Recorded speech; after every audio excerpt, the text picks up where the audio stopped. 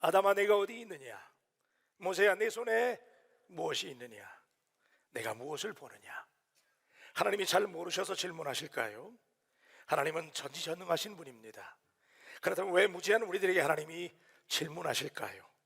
그분은 질문하시고 우리에게 답을 요구하시는데, 질문하고 답한다라고 하는 것은 하나님께서 우리들과 교제를 원한다는 뜻입니다. 하나님은 이스라엘 백성들에게 절대로 가나안의 족속들과 화친하지 말 것을 엄히 명령하신 적이 있습니다. 오히려 너는 그들을 진멸해라, 그들과 어떤 언약도 맺지 말아라. You must destroy them totally. 그들을 완전히 진멸해라 라고 명령하셨어요. 근데 오늘 본문의 여호수아와 이스라엘 백성들은 생뚱맞게 등장한 가나안의 기본 족속과 성급한 화친을 맺습니다. 아주 간교한 꾀를 내어 여호수아와 방백들을 눈속임하고 가나안의 부족이 아닌 것처럼 접근한 이방 민족들과 평화조약을 맺은 것입니다. 하나님께 묻고 그분과의 깊은 교제 속에서 해답을 찾아야 했음에도 불구하고 여호수아도 백성들의 리더들도 성급한 판단으로 맺어서는 안 될 이방 족속과의 화친을 맺은 것입니다. 우리 이들의 모습 속에서 오늘 우리들의 그림자를 봅니다. 선택의 연속인 인생을 살면서 삶의 모든 순간에 하나님께 묻는 것이 바른 선택의 시작인 줄로 믿습니다. 언제나 하나님께 물어야 되는데 묻는 것을 잊을 때가 종종 있습니다. 그래서 오늘의 이스라엘 백성들의 이 어처구니 없는 실수를 반면 교사로 삼아 교훈을 받으려고 합니다. 첫째는 가나안의 족속들은 동맹을 결의하고 간교한 기브온 족속은 화친을 청했습니다. 여러분, 강물이 가장 범람하는 무시무시한 요단강을 기적같이 건넌 이스라엘 백성들은 드디어 젖과 꿀이 흐른다라고 하는 전설의 땅 가나안에 입성했습니다.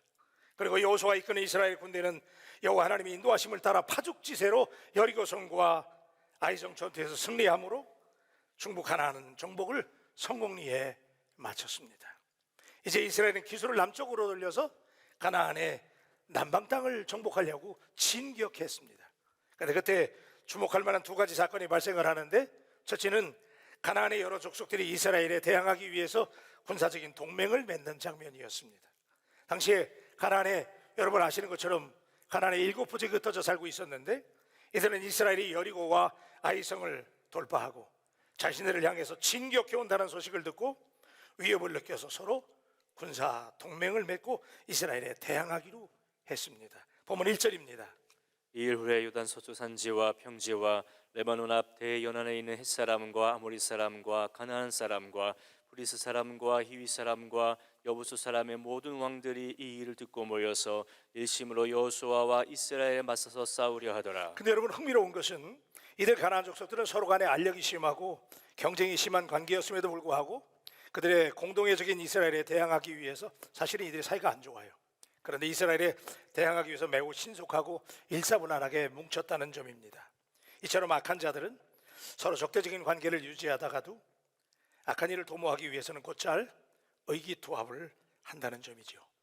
헤롯과 빌라도, 사두개인과 바리새인, 이 사람들 굉장히 사이가 안 좋은 사람들인데 이 사람들이 공공의적인 예수를 잡아 죽이는 일에 있어서만큼은 한 통속이 돼서 서로 결탁한 사실은 이 같은 점을 확인하게 만듭니다.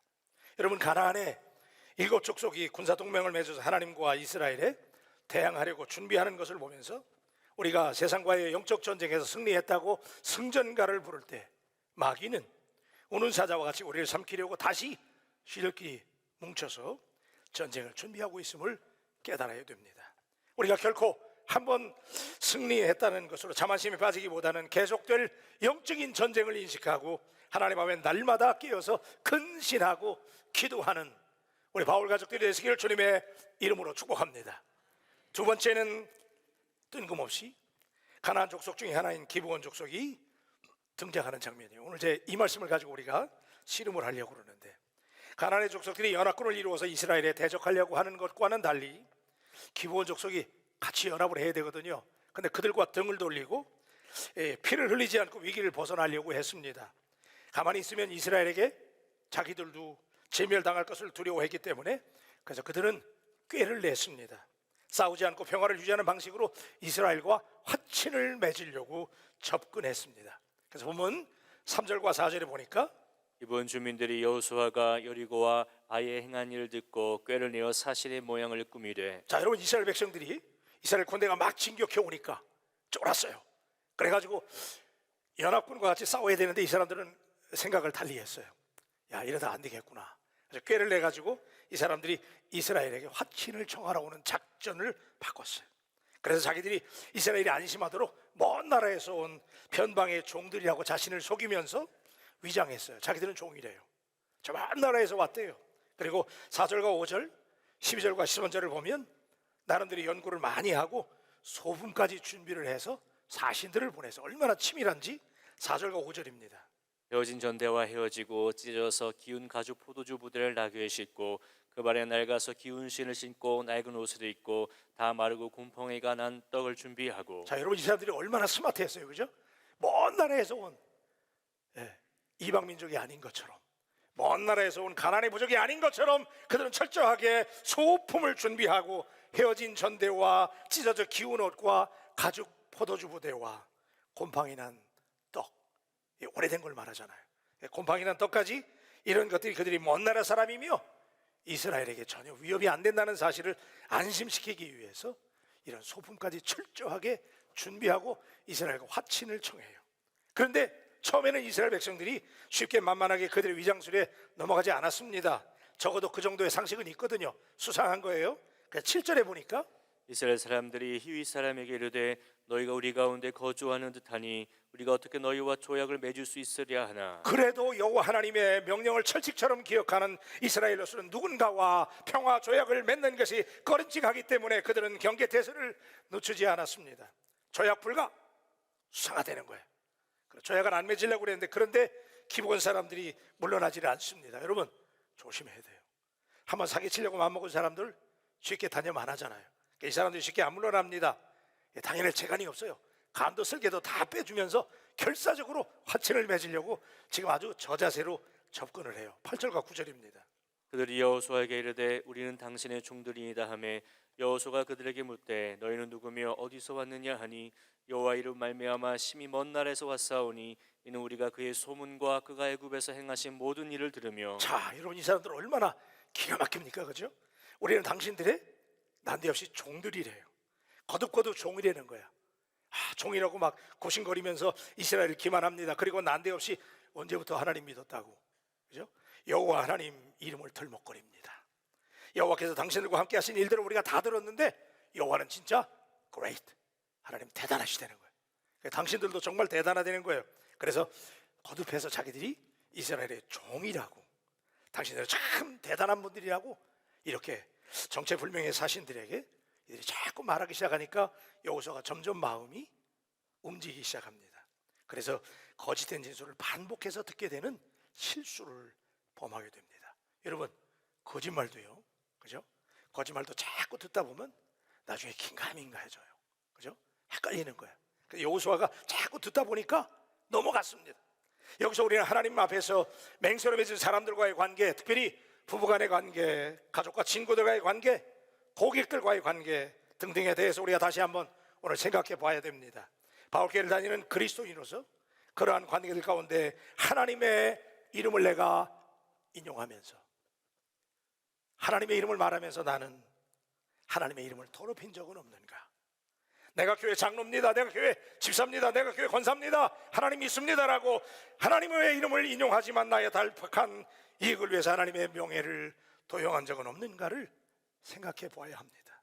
그리고 우리는 이 모든 경우에 있어서 하나님을 믿는 사람들이기 때문에, 그죠? 우리가 그리스도인이잖아요. 우리가 하나님을 믿는다고 누군가에게 집사요, 장로요, 권사요, 바울교회 신자라고 말할 수 있다면 우리는 모든 이들에게 더 하나님을 대하듯이 진실하게 하나님의 명예를 드러낼 수 있게 되기를 주님의 이름으로 축복합니다. 자, 두 번째, 이스라엘 민족이 기브온의 잔꾀에 속아서 화친을 맺습니다.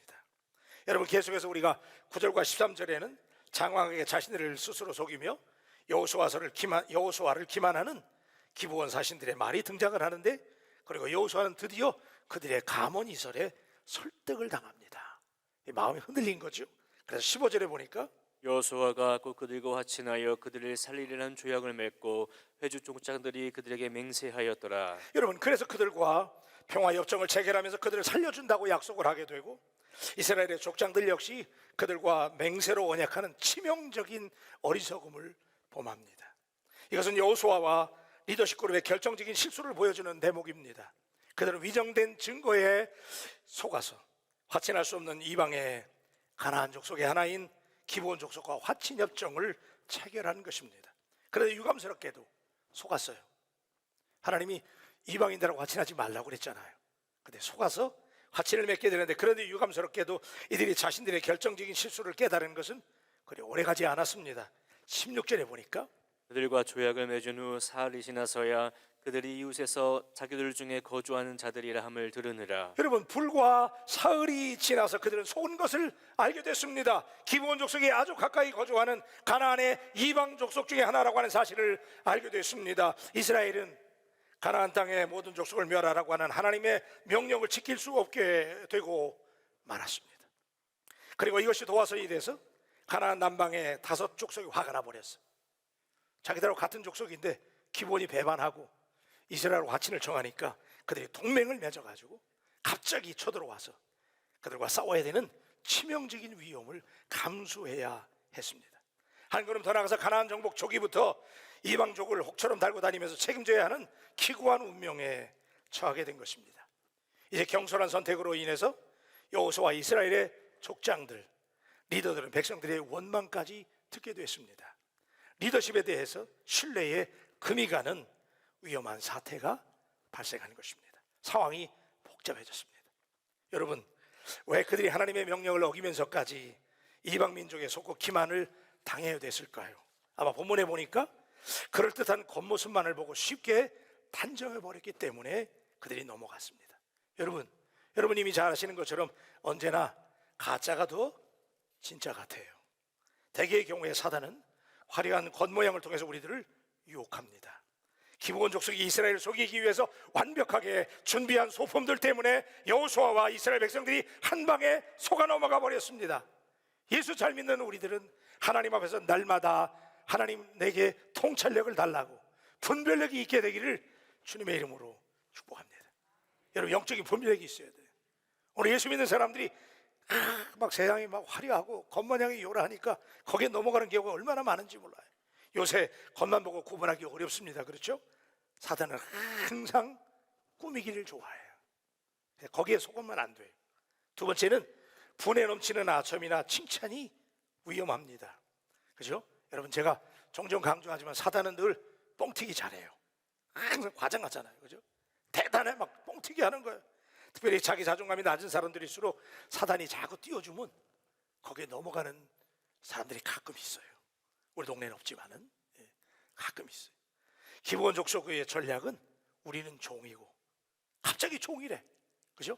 우리가 당신들의 종이고 당신들 우리의 주인이라고 극찬을 했습니다. 여러분, 그러지 않아도 400년 동안, 애국에서 400년 동안, 400년이 넘는 동안 종살이를 했는데 갑자기 웬 부족이 나타나가지고 우리가 종이라고 그러니까 얼마나 달콤했겠어요. 그러니까 그 유혹에 그냥 갑자기 상정이 된다니까 그냥 홀딱 넘어가 버렸어요. 또 지나치게 유익에 집착할 때, 여러분, 지나치게 이득에 집착할 때 우리가 넘어지죠. 사단은 보편적으로 우리들의 욕심을 자극해요. 욕심이 문제예요. 여러분, 사단은 늘 이런 방식으로 우리를 유혹합니다. 선악과를 따르면 하나님처럼 높아질 것이다. 그죠? 예수님에게 천하 만국을 다 보여주면서 엎드려서 경배하면 다 주겠다라고 주파를 던졌습니다. 그리스도인들은, 여러분, 이 대목이 중요해요. 그리스도인들은 언제나 이익보다 정당성을 추구해야 돼요. 지금 내가 하는 이 계약이, 이 선택이, 이 결정이 하나님 앞에서 옳은가 항상 기도하고 하나님 앞에서 옳은지를 판단하고 결정할 수 있게 되기를 주님의 이름으로 축복합니다. 세 번째는 여호수아 이스라엘 백성들이 기도를 잊어버렸어요.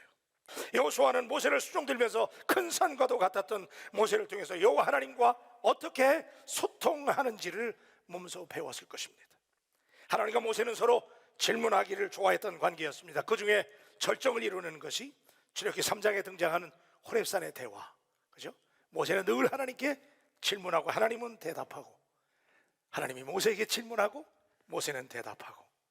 그렇습니다. 언제나 하나님과 모세는 질문을 던지고 답하는 사이였습니다. 그런데 언제부터인가 믿기지 않는 성공이 거듭되면서 여호수아와 리더십들은 점차 승리가 가져다주는 성취감에 도취돼서 더 조급해졌습니다. 빨리 성공하고 싶은 욕망이 그들을 엄습했습니다. 사실 하나님은, 여러분, 여호수아서 우리가 1장부터 하나님이 반복적으로 여호수아에게 뭐라고 그랬냐면 강하고, 여러분이 아세요, 강하고 그랬잖아요. 왜 그랬겠어요? 하나님이 여호수아에게 그랬거든. 우러나 자라나 치우치지 말고 율법의 말씀을 지켜 행하라고 그랬잖아요. 왜 하나님이 초창기에 여호수아 1장부터 하나님이 그렇게 말씀하셨을까요? 여호수아는 강하지도 담대하지도 못했기 때문에. 그러나 그가 앞으로 이루어야 될 일들은, 가나안 땅을 정복하고 이스라엘 백성들과 함께 도전해야 되는 그 일이 어마어마한 일이었기 때문에 하나님은 여호수아에게 하나님과 항상 소통하라고, 하나님의 말씀을 지키고 좌로나 우로나 치우치지 말라고, 그죠? 강하고 담대하라고 말씀하셨는데, 근데 여러분, 우리가 아는 것처럼 요단강을 건너서 여리고성을 함락하기까지는 그런대로 괜찮았습니다. 여호수아의 위상과 인기는 올라갔고 지지율은 상승했고 여론조사의 인기는 대단했습니다. 그 이유는 그때까지만 해도 여호수아는 하나님의 말씀을 잘 따랐습니다. 하나님의 말씀에는 무조건 신뢰했습니다. 하나님과의 영적 반응에 민감했습니다. 순종했습니다. 그래서 여러분, 우리가 여호수아 1장부터 쭉 읽어가잖아요. 그러면 초반에는 주로 하나님이 얘기하세요. 주로 너는 강해라, 담대해라, 말씀을 지켜라, 내가 형통하리라. 하나님이 주로 얘기해요. 그러면 여호수아는 주로 듣기만 해. 여호수아는 주로 듣고 순종하고 하나님과 환상의 하모니를 연출했어요. 하나님의 손과 발이 잘 맞았어요. 그런데 아이성 전투부터는 일이 꼬이기 시작합니다. 아이성 전투를 앞두고 그는 하나님의 말씀에 귀를 먼저 기울이기보다는 정탐꾼들을 먼저 보내고 그들의 보고에 더 민감하게 반응합니다. 하나님보다 지식과 정보를 더 신뢰했습니다. 그래서 그는 그릇된 결정을 내리게 됩니다. 패배의 뜨거운 국물을 마셔야 했습니다. 그리고 기브온 족속이 화친을 정하려고 할 때 그는 자신이 눈앞에 본 증거 있잖아요. 그 사람들의 낡은 옷이라든지 곰팡이나 떡이라든지 이거, 그 증거에만 몰두하고 하나님의 뜻을 알려고 하지 않았습니다. 여호수아의 이런 모습은 한편 굉장히 멋있어 보이잖아요. 그죠? 누가 화친을 정하러 왔는데 여호수아가 망설이지 않아요. 그냥 과감하게 그냥 딱 결단을 내리고 신속한 판단, 카리스마가 넘치는 리더의 매력적인 모습처럼 보일 수 있었지만, 그러나 그 성급한 결정이 두고두고 후환이 남는 실수가 되고 말았습니다. 그는 결정적으로 영적인 리더십을 발휘할 때 가장 중요한 것을 놓치고 있었습니다. 그것이 무엇일까요? 지난 40년간 모세를 따라다니면서 광야 그 40년의 레슨을 받으면서 그가 그의 스승에게서 반드시 배웠어야만 했던 것, 특히 출애굽기 17장에 나오는 아말렉과의 전투를 통해서 분명히 깨닫고 마스터해야만 했던 그 승리의 비결, 그것은 다름 아닌 기도였다는 사실을 믿으시길 주의 이름으로 축원합니다. 아말렉과의 치열한 전투에서 승패의 관건은 그들이 휘두르는 칼에 있는 것이 아니라 모세의 높이 들린 손끝이었습니다. 모세의 높이 들린 손은 기도의 손이었습니다. 물론 여호수아도 그때는 잘 알았을 거예요. 질 줄 알았거든요. 아말렉을 어떻게 이겨요? 그런데 모세가 손 들고 기도했을 때 이겼잖아요. 그러니까 그때는 기도하면 이기는구나 알았을 거예요. 근데 알기는 알았지만 그 기도의 영성이 아직 그에게 영적인 무기가 되지 못했습니다. 여러분 공감하시잖아요. 우리 종종 우리도 이런 실수를 범하기 때문에, 그래서 오늘 우리는 본문에서 반드시 들어야 될 메시지는, 여러분 오늘 이 말씀이 너무 중요한데 14절입니다. 우리 14절 다 같이 시작. 우리가 그들의 양식을 취하고는 어떻게 할지를 여호와께 묻지 아니하고. 이것이 성경이 오늘 우리에게 보여주시는 결정적인 문제의 포인트였습니다. 다른 실수를 말하지 않습니다. 하나님이 가장 중요해 보시는 대목, 하나님이 오늘 이 주일에 우리 바울 공동체를 향해서 주시는 메시지의 핵심은 그들이 여호와께 묻지 아니하고 어떻게 할지를 하나님께 묻지 않았다는 것입니다. 여호수아와 이스라엘 족장들은 기브온 족속과의 대면에서 자신들의 관찰력을 믿었습니다. 사람의 심리를 꿰뚫어 볼 수 있는 자신들의 안목을 과신했습니다. 그런데 이것은 중대한 착각이었습니다. 광야를 지나면서 나름대로 축적한 경험과 노하우와 그리고 웬만한 것은 우리가 다 안다라고 자신하는 그 자만심, 그 오만의 덫에 걸려버리고 말았습니다. 속전속결의 능력으로 여호수아가 문제를 딱 그냥 빨리 화친을 맺고 말이죠, 그죠? 결단이 빨랐고 굉장히 자신의 능력이라도 과시하듯이 여호수아는 아주 주저함 없이 당당하게 기브온 족속을 상대할 때 하나님께 묻지 않았습니다. 이것이 성경이 지적하는 유일하고 결정적인 여호수아 리더십의 문제였습니다. 사랑하는 여러분, 그래서 우리는 분명히 믿어야 합니다. 우리가 일생을 살면서 배우게 되는 지식과 경험과 그리고 나름의 노하우와 주변의 전문가들의 조언보다 더 중요한 것은 하나님께 묻고 대답하는 일이라는 사실을 오늘 이 자리를 떠나기 전에 확신하기를 주의 이름으로 축원합니다. 하나님께 기도할 때 그 어떤 정보보다 더 신뢰할 수 있는 능력이 임한다는 사실을 믿으시기를 주의 이름으로 축원합니다. 모세는 이 기도의 신비를 알았기 때문에 전쟁에 다급한 상황일수록 그는 손을 들고 하나님 앞에 기도했습니다.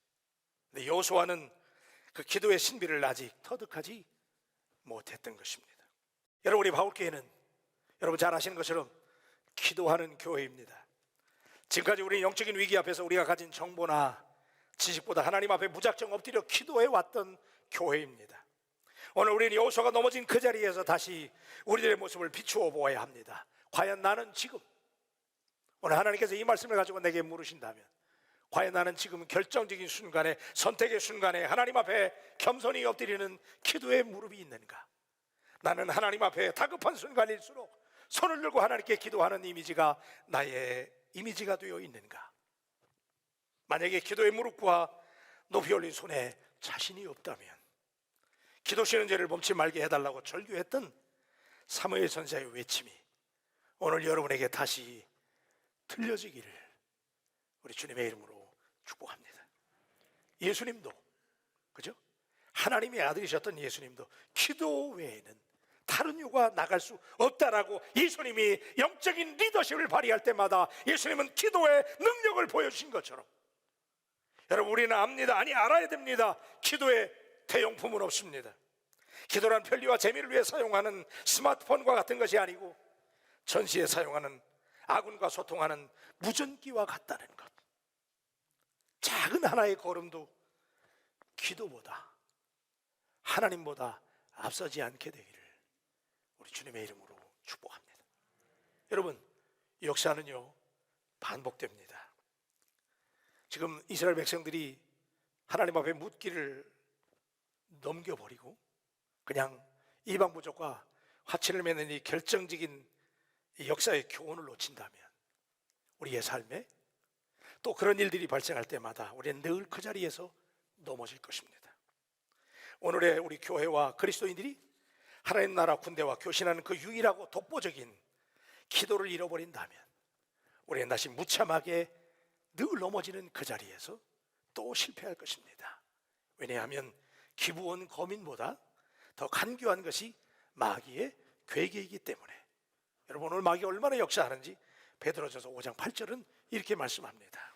근신하라 깨어라 너희 대적 마귀가 우는 사자같이 두루다니며 삼킬 자를 찾나니. 들리십니까? 오늘 너희 대적 마귀가 우는 사자와 같이 두루다니며 삼킬 자를 찾는다는 거예요. 근데 여기서 여러분 이 앞에 근신하라 그랬잖아요. 이 말이 제가 영어 성경 번역을 보니까 be self-controlled 그랬더라고요. 스스로 조절하래. 이게 무슨 얘기냐면 사단이 막 설치고 있는데 내가 좀 안다고, 내가 좀 경험이 있다고, 내가 좀 노하고 있다고 스스로 설치지 말라는 거예요. be self-controlled. 우리 하나님께 물어야 됩니다. 세상의 잡다한 지식과 정보에 귀를 기울이기보다는 여호와 하나님께 물어보는 것이 바른 선택의 시작인 줄로 믿습니다. 그래서 솔로몬은 그가 왕이 됐을 때 하나님께 하나님 내게 듣는 마음을 달라고, 그죠? 리스닝 하트를 달라고. 하나님은 우리에게 듣기를 원하시고 하나님 우리에게 말씀하시는데 하나님께 물어보면 우리 하나님 반드시 대답하시는데, 그래서 오늘 여러분 가운데 우리 다 마찬가지겠지만 인생의 선택의 중요한 갈림길의 연속인 우리들에게 오늘 이 말씀을 앞에 두고 우리 하나님께 질문하시기를 결단하는 저와 여러분들이 되시기를 축복합니다. 우리가 질문하면 하나님이 답하실 것입니다.